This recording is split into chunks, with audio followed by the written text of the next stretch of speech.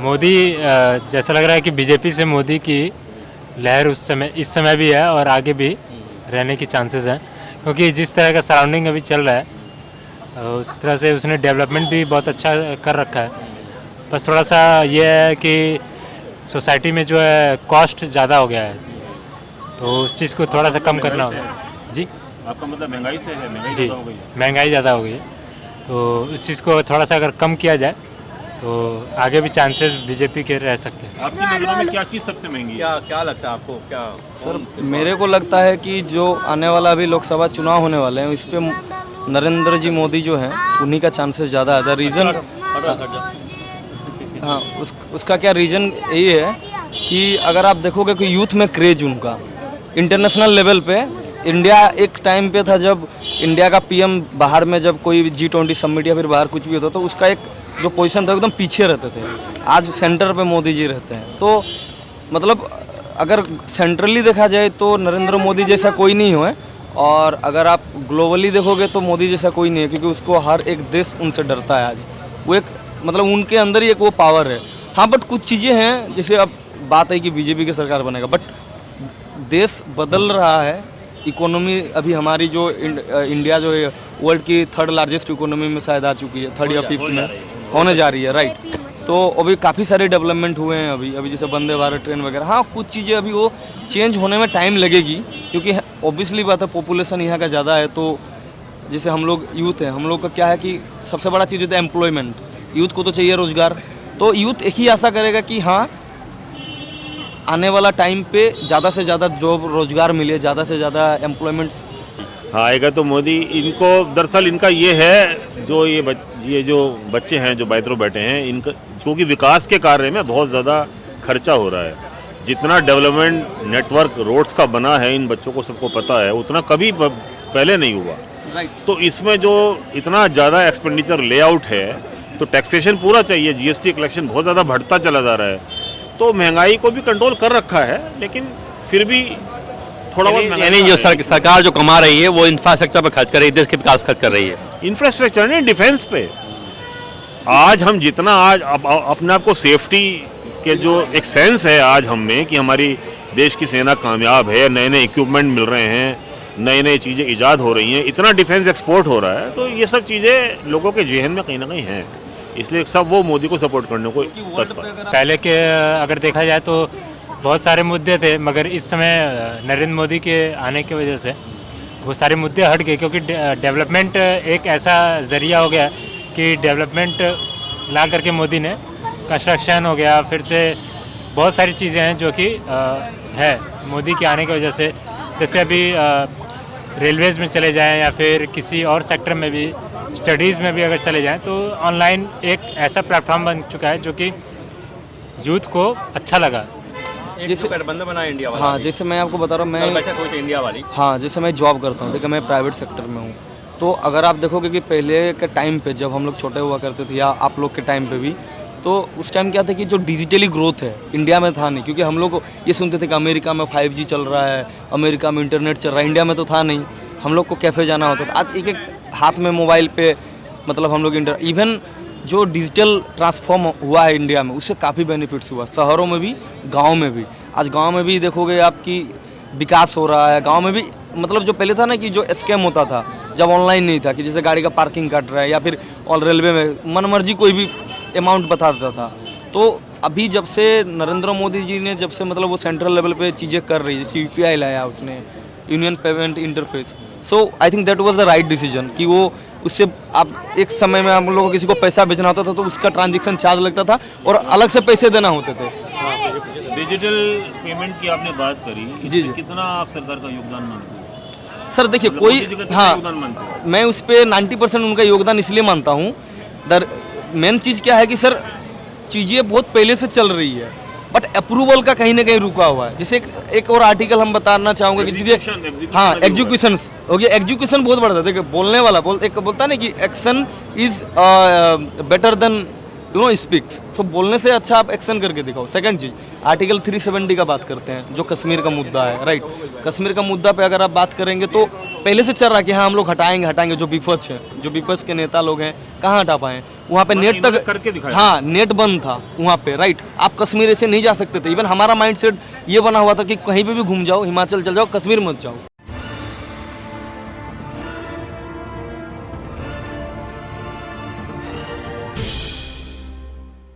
लोकसभा चुनाव होने वाले हैं कुछ ही महीनों में, तो क्या लगता है आपको कौन सा दल या कौन सी पार्टी या कौन सा कैंडिडेट जो है पीएम बन सकता है? मोदी जैसा लग रहा है कि बीजेपी से मोदी की लहर इस समय भी है और आगे भी रहने की चांसेस हैं, क्योंकि जिस तरह का सराउंडिंग अभी चल रहा है उस तरह से उसने डेवलपमेंट भी बहुत अच्छा कर रखा है। बस थोड़ा सा ये है कि सोसाइटी में जो है कॉस्ट ज़्यादा हो गया है, तो उस चीज़ को थोड़ा सा कम करना होगा। जी, आपका मतलब महंगाई से है? महंगाई जी, ज़्यादा हो गई है। महंगाई ज़्यादा हो गई है, तो उस चीज़ को थोड़ा सा अगर कम किया जाए तो आगे भी चांसेस बीजेपी के रह सकते हैं। आपकी नज़रों में क्या चीज़ सबसे महंगी है? क्या लगता है आपको? क्या सर, मेरे को लगता है कि जो आने वाला अभी लोकसभा चुनाव होने वाले हैं, इस पे नरेंद्र जी मोदी जो हैं उन्हीं का चांसेस ज़्यादा है। रीज़न, हाँ, उसका क्या रीज़न यही है कि अगर आप देखोगे कि यूथ में क्रेज उनका इंटरनेशनल लेवल पे, इंडिया एक टाइम पे था जब इंडिया का पीएम बाहर में जब कोई G20 समिट या फिर बाहर कुछ भी होता तो उसका एक जो पोजीशन था एकदम पीछे रहते थे। आज सेंटर पे मोदी जी रहते हैं, तो मतलब अगर सेंट्रली देखा जाए तो नरेंद्र मोदी जैसा कोई नहीं है, और अगर आप ग्लोबली देखोगे तो मोदी जैसा कोई नहीं है, क्योंकि उसको हर एक देश उनसे डरता है। आज वो एक मतलब उनके अंदर ही एक वो पावर है। हाँ, बट कुछ चीज़ें हैं, जैसे अब बात है कि बीजेपी की सरकार बनेगा, बट देश बदल रहा है। इकोनॉमी अभी हमारी जो इंडिया जो है वर्ल्ड की 3rd लार्जेस्ट इकोनॉमी में शायद आ चुकी है, 3rd या 5th में होने जा रही है, राइट। तो अभी काफ़ी सारे डेवलपमेंट हुए हैं अभी जैसे वंदे भारत ट्रेन वगैरह। हाँ, कुछ चीज़ें अभी वो चेंज होने में टाइम लगेगी, क्योंकि ऑब्वियसली बात है पॉपुलेशन यहाँ का ज़्यादा है। तो जैसे हम लोग यूथ हैं, हम लोग का क्या है कि सबसे बड़ा चीज़ होता है एम्प्लॉयमेंट। यूथ को तो चाहिए रोज़गार, तो यूथ एक ही आशा करेगा कि हाँ आने वाला टाइम पे ज़्यादा से ज़्यादा जॉब रोज़गार मिले, ज़्यादा से ज़्यादा एम्प्लॉयमेंट, मतलब विपक्ष भी यही कर रहा है कि एम्प्लॉयमेंट ज़्यादा है, अनएम्प्लॉयमेंट कम है, ज़्यादा है अनएम्प्लॉयमेंट और महंगाई। दो मुद्दे हैं जिसको विपक्ष गिना रहा है, तो क्या 2 ही मुद्दे हैं विपक्ष के पास कि और भी कोई मुद्दे हैं जिसको वो काम करे? नहीं, पहले के अगर देखा जाए तो बहुत सारे मुद्दे थे, मगर इस समय नरेंद्र मोदी के आने की वजह से वो सारे मुद्दे हट गए, क्योंकि डेवलपमेंट एक ऐसा ज़रिया हो गया कि डेवलपमेंट ला करके मोदी ने कंस्ट्रक्शन हो गया, फिर से बहुत सारी चीज़ें हैं जो कि है मोदी के आने की वजह से। जैसे अभी रेलवेज़ में चले जाएं या फिर किसी और सेक्टर में भी, स्टडीज़ में भी अगर चले जाएं, तो ऑनलाइन एक ऐसा प्लेटफॉर्म बन चुका है जो कि यूथ को अच्छा लगा। जैसे बंद बना इंडिया वाला। हाँ, जैसे मैं आपको बता रहा हूँ, मैं बैठा कोई इंडिया वाली। हाँ, जैसे मैं जॉब करता हूँ, देखिए मैं प्राइवेट सेक्टर में हूँ, तो अगर आप देखोगे कि पहले के टाइम पे जब हम लोग छोटे हुआ करते थे, या आप लोग के टाइम पे भी, तो उस टाइम क्या था कि जो डिजिटली ग्रोथ है इंडिया में था नहीं, क्योंकि हम लोग ये सुनते थे कि अमेरिका में 5G चल रहा है, अमेरिका में इंटरनेट चल रहा है, इंडिया में तो था नहीं। हम लोग को कैफ़े जाना होता था, आज एक हाथ में मोबाइल पे मतलब हम लोग इवन जो डिजिटल ट्रांसफॉर्म हुआ है इंडिया में, उससे काफ़ी बेनिफिट्स हुआ, शहरों में भी गाँव में भी। आज गाँव में भी देखोगे आपकी विकास हो रहा है। गाँव में भी मतलब जो पहले था ना कि जो स्कैम होता था, जब ऑनलाइन नहीं था, कि जैसे गाड़ी का पार्किंग काट रहा है, या फिर और रेलवे में मनमर्जी कोई भी अमाउंट बता देता था। तो अभी जब से नरेंद्र मोदी जी ने जब से मतलब वो सेंट्रल लेवल पे चीज़ें कर रही है, जैसे UPI लाया उसने, union payment interface, so I think that was the right decision कि वो उससे आप एक समय में हम लोगों को किसी को पैसा भेजना होता था तो उसका ट्रांजैक्शन चार्ज लगता था और अलग से पैसे देना होते थे। डिजिटल पेमेंट की आपने बात करी, जी, इसमें कितना आप सरकार का योगदान मानते हैं? सर देखिए, मतलब कोई मोदी जी का कितना हाँ, योगदान मानते हैं? मैं उस पर 90% उनका योगदान इसलिए मानता हूँ। मेन चीज़ क्या है कि सर चीज़ें बहुत पहले से चल रही है, बट अप्रूवल का कहीं ना कहीं रुका हुआ है। जैसे एक और आर्टिकल हम बताना चाहूँगा कि चीज़ें, हाँ, एग्जीक्यूशन हो गया। एग्जीक्यूशन बहुत बड़ा था। देखिए, बोलने वाला एक बोलता ना कि action is better than speaks. So बोलने से अच्छा आप एक्शन करके दिखाओ। सेकंड चीज़, आर्टिकल 370 का बात करते हैं, जो कश्मीर का मुद्दा है, राइट। कश्मीर का मुद्दा पे अगर आप बात करेंगे तो पहले से चल रहा है कि हाँ हम लोग हटाएंगे जो विपक्ष है, जो विपक्ष के नेता लोग हैं, कहाँ हटा पाए? वहाँ पे नेट तक करके दिखाया। हाँ नेट बंद था वहाँ पे, राइट। आप कश्मीर ऐसे नहीं जा सकते थे। इवन हमारा माइंडसेट ये बना हुआ था कि कहीं पे भी घूम जाओ, हिमाचल चल जाओ, कश्मीर मत जाओ। यानी इंफ्रास्ट्रक्चर, टेक्नोलॉजी और एक तरह से लीकेज बंद हुआ है करप्शन का, हाँ। उसके साथ साथ विकास भी हो रहा है। तो ये सब मुद्दे हैं जिस पे मोदी सरकार को वोट मिल सकता है। यस, पूरी तरह से अगर देखा जाए तो यही सारी मुद्दे हैं जो कि यूथ को आज के डेट में जो है यूथ ही है जो देश अपना इंडिया के प्रोग्रेस में हेल्प कर सकता है। तो बेसिकली जो है कि मोदी सरकार ने यूथ को अगर और डेवलपमेंट दिया तो बेटर। एक गठबंधन इंडिया वाला कल उसकी बैठक हुई थी, तो बैठक हुई तो उसमें एक मल्लिकार्जुन खड़गे जो हैं कांग्रेस के अध्यक्ष हैं, उनको चेहरा बनाया जा रहा है मोदी के सामने। तो क्या लगता है आपको ये कामयाब हो पाएगा? नहीं, मुझे नहीं लगता है कि ये चीज़ें जैसे किसी की नकल उतारना या फिर किसी का कॉपी कैट करना, ये चीज़ गलत है। नहीं, उनका विपक्ष एक उतारा गया है। मतलब जो ये मल्लिकार्जुन खड़गे हैं, ये पहली बार दलित नेता सामने आए सामने आए हैं, हैं। तो इसको लेके क्या लगता है आपको? इसका मेरे हिसाब से देखिए, इसमें आप देखोगे कि इसमें ममता बनर्जी का सपोर्ट है और भी जो हमारे यहाँ पे अरविंद केजरीवाल जी का सपोर्ट है, जो लोग ने प्रपोजल दिया था उनको मोदी के खिलाफ खड़ा करने के लिए कि देखिए कि ऐसे तो हम लोग नहीं भिला नहीं सकते, तो उसको चलो थोड़ा समाजवादी में लेके चलते हैं या फिर थोड़ा कास्ट सिस्टम पे लेके चलते हैं, राइट। क्योंकि इंडिया में भी अभी बहुत सारे हमारा जो डेवलप रुका हुआ है कास्ट और जो रिजर्वेशन के वजह से। लेकिन अगर आप देखोगे यूथ में क्रेज, चाहे वो छोटे कास्ट से हो चाहे बड़े कास्ट से हो चाहे कोई भी है, सब मोदी जैसा कोई नहीं है। द रीज़न कि उसने करके दिखाया है। मान लेते कि देखिए हर एक पार्टी में सब कोई सही नहीं हो सकता। अब बोलेगा कि नहीं यहाँ पे तो पानी क्या ये एक तरह से कमजोर नेता साबित होंगे मोदी के सामने? एकदम कमजोर होंगे। मैं तो बोल रहा हूँ कि वो उनको वोट मिल ही नहीं सकता। आप अगर देखोगे कि चलो कुछ विपक्ष के थ्रू या फिर जो गांव में जो पैसे के कारण वोट देते वो लोग दे दिए, अलग बात है। क्या वजह है कि राहुल गांधी के रहते हुए मल्लिकार्जुन खड़गे को चुना गया? राहुल गांधी को कभी यूथ एक्सेप्ट ही नहीं किया, पहली बात ना। हम लोग उसको एज ए कार्टून नेटवर्क ही देखते हैं। रीजन क्या है? क्योंकि वो कब क्या बोलते हैं उसे भी नहीं पता। कभी बोलते हैं इधर से आलू घुसा, उधर से सोना निकलेगा। फिर तो ईडी का सम्मन भेजा गया है केजरीवाल को पेशी के लिए, कल बुलाया गया, लेकिन वो नहीं जा रहे हैं, वो चलेंगे विपස්සना में, यानी गुफा में जाके छिप गए हैं। तो क्या उनको गिरफ्तारी का डर सता रहा है क्या?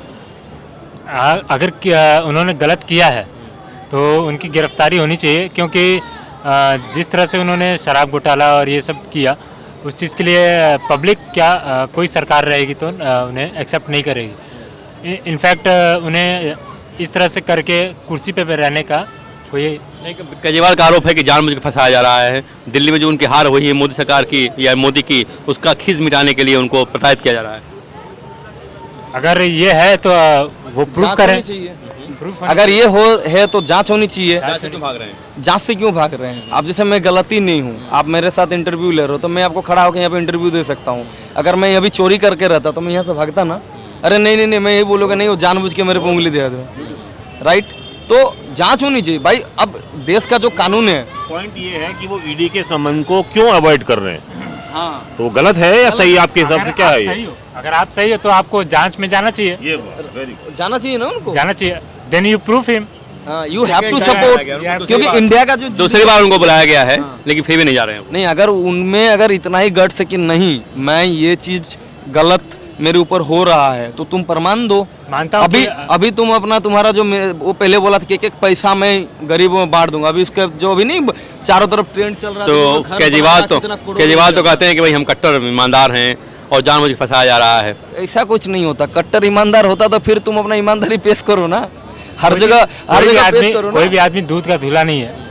अगर हाँ मानते हैं कि अगर वो सही है तो आप उस चीज़ को आप अपना राइटिंग में या फिर कहीं पे प्रूफ करो आप कि हाँ मानते हैं कि यानी तमाम मुद्दे जो हैं, राम मंदिर है, धारा 370 है, महिला आरक्षण बिल है, इंफ्रास्ट्रक्चर है, तमाम तरह के विकास कार्य हैं, लीकेज बंद हुआ है, इन सब पर मोदी को वोट मिलेगा। यस, डेफिनेटली मिलेगा। और इसमें मैं एक चीज़ ऐड करना चाहूँगा, जो बात है कि राम मंदिर का, चलो ये तो एक अच्छा कार्य था जो उसने किया, राइट, बीइंग ए हिंदू एक अच्छा काम किया। उसके अलावा भी अगर आप देखोगे ना तो मुस्लिम भी योगी को सपोर्ट कर रहा है जो बीजेपी से है, क्योंकि उसने 3 ट्रिपल तलाक हटाया, काफ़ी सारे काम किए। और डेवलपमेंट जो होता है सिर्फ एक कैंडिडेट्स की वजह से नहीं होता है, डेवलपमेंट एक ग्रुप के वजह से होता है, राइट। अब अगर एक सेंट्रल पे मोदी बैठा हुआ, उसके नीचे जितने भी एमएलए है, एमपी है, अगर वो लोग डेवलप नहीं करेगा तो कैसे होगा? सीएम है बीजेपी के। बेसिकली जो है कि पार्टी में जो है ना यूनिटी होनी चाहिए, जो कि बीजेपी सरकार में दिखती है। क्या लगता है आपको जो युवा बोल रहे हैं कितना सही है कितना बहुत, गलत है? मैं तो युवाओं की सोच जान के हैरान हूँ। इनका इतना अच्छा चिंतन और इतनी अच्छा पॉलिटिकल कॉन्शियसनेस, मैं इन दोनों बच्चों को बहुत ज़्यादा बधाई देना चाहूँगा। इन्होंने इतना अच्छी बातें उठाई हैं। लेकिन एक चीज़ से मैं इनकी सहमत नहीं हूँ कि महंगाई बढ़ रही है। महंगाई 2 साल, पिछले 1 साल से एक आध आइटम को छोड़ के काफ़ी चीज़ों के दाम घटे हैं। जैसे कि तेल, मदर किलो हो गए थे, वो 140 रुपये किलो हो गए हैं, 10 में मिल रहे हैं आपको? 110 रुपये मिल रहे हैं। इसके अलावा आज जो आलू 40 रुपये था, इस समय 10 रुपये किलो पे धक्के खा रहा है। किसान को खुदाई के पैसे भी नहीं मतलब निकल रहे। पेट्रोल डीजल के दाम भी 1.5 साल से करीब करीब स्थिर हैं। तो महंगाई बढ़ी है, कुछ चीज़ों में बढ़ी होगी, दाल वाल महंगी हैं, बट और चीज़ों के दाम काफ़ी घटे इस पे मैं कमेंट करना चाहूँगा, इनका बात से भी मैं सहमत नहीं हूँ। देखो, शेर पालोगे तो उसका तो खर्चा देना पड़ेगा, थोड़ा सा तो महंगाई हम लोग को झेलना पड़ेगा, तभी आएगा देश तो मोदी। हाँ एकदम मोदी, तभी तो देश का इंफ्रास्ट्रक्चर आगे बढ़ेगा। एग्री, बट कुछ चीज़ें हैं जो कि अभी भी सस्ती होनी चाहिए थी, बट अभी नहीं है। वो आगे वाला टाइम पे हो जाए। आएगा तो मोदी। हाँ, आएगा तो मोदी। इनको दरअसल इनका ये है, जो ये जो बच्चे हैं जो बाइत्रो बैठे हैं, इनका क्योंकि विकास के कार्य में बहुत ज़्यादा खर्चा हो रहा है। जितना डेवलपमेंट नेटवर्क रोड्स का बना है, इन बच्चों को सबको पता है, उतना कभी पहले नहीं हुआ। राइट। तो इसमें जो इतना ज़्यादा एक्सपेंडिचर लेआउट है, तो टैक्सेशन पूरा चाहिए। जीएसटी कलेक्शन बहुत ज़्यादा बढ़ता चला जा रहा है, तो महंगाई को भी कंट्रोल कर रखा है, लेकिन फिर भी थोड़ा बहुत यानी जो सरकार जो कमा रही है वो इंफ्रास्ट्रक्चर पर खर्च कर रही है, देश के विकास खर्च कर रही है। इंफ्रास्ट्रक्चर नहीं, डिफेंस पे। आज हम जितना अपने आप को सेफ्टी के जो एक सेंस है आज हम में कि हमारी देश की सेना कामयाब है, नए नए इक्विपमेंट मिल रहे हैं, नई नई चीज़ें ईजाद हो रही हैं, इतना डिफेंस एक्सपोर्ट हो रहा है, तो ये सब चीज़ें लोगों के जहन में कहीं ना कहीं हैं। इसलिए सब वो मोदी को सपोर्ट करने को कि वर्ल्ड पे तत्पर। अगर आप देखोगे जिस तरह का क्राइसिस चल रहा है अभी वर्ल्ड पे, आप देखोगे कि लंदन का इकोनॉमी डाउन हो चुका है। राइट, वो एक टाइम पे इंडिया पे राज करता था, आज उसका इकोनॉमी डाउन हो चुका है। सेकंड जो सबसे बड़ा इशू सर ने बताया कि सेफ्टी, अगर आप अपने ही घर में सेफ नहीं हो तो फिर क्या फ़ायदा है कि नहीं। अब देखो, यूक्रेन का कन्फ्लिक्ट हुआ रसिया के साथ, ठीक है। यूक्रेन किसके पास आ रहा है, रसिया किसके पास आ रहा है, नरेंद्र जी मोदी के पास। क्या बोल रहे हैं कि आप सपोर्ट करो, फैसला करा दीजिए, ठीक है। अब हमारा देश में हिम्मत है पाकिस्तान का कि घुस जाए, दम है। जाके जैसलमेर में देखिए कि 1971 में जो लड़ाई हुआ, अभी तक उनके टैंक्स पड़े हुए हैं, वापस ले जाने का हिम्मत नहीं हुआ। अभी जो एक मूवी अभी आया सैम बहादुर, ठीक है, अब वो मूवी के बारे में देखो, वो हमारा जो पहला जनरल था इंडिया का, जो आर्मी जनरल था, उसने कितना 91,000 सोल्जर्स को घुटने का बल गिरा के उन लोगों को सरेंडर करा। काम कर रहे हैं भाई हम तो मतलब सब कुछ इतना अच्छा चल रहा है,